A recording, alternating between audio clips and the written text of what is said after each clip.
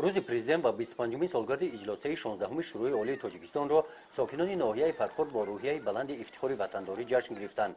جشنواره ایدانه صبح بروقت از برگزاری یک قطار چهاربینی‌های ورزشی آغاز یافت.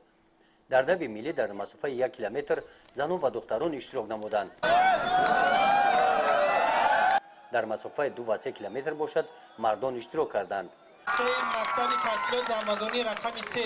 غالبان دوی ملی از جانب مقامات اجرایی حکومت دولتی ناحیه با تحفه‌های خودروی قدر کرده شدند.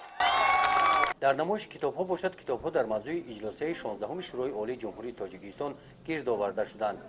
در تالار مجلسگاه مقامات اجرایی حکومت دولتی ناحیه کنفرانس علمی نظریوی دایر گردید.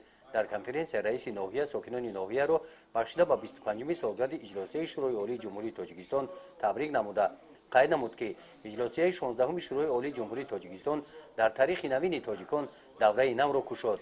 این اجلاسی مملکت را از پراکندگی نجات داده به ساختار نوی دولتداری اساس گذاشت، سیاست داخلی و بیرونی مملکت را معین کرد.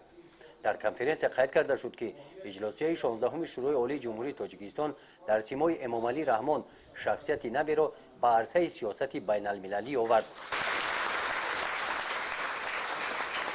در معروضه دیگر برآمد کنندگان اهمیت پهلوهای دیگر اجلاسی 16 شورای عالی جمهوری تاجیکستان در سیاست داخلی و بیرونی تاجیکستان با تحلیل‌ها شرح داده شدند.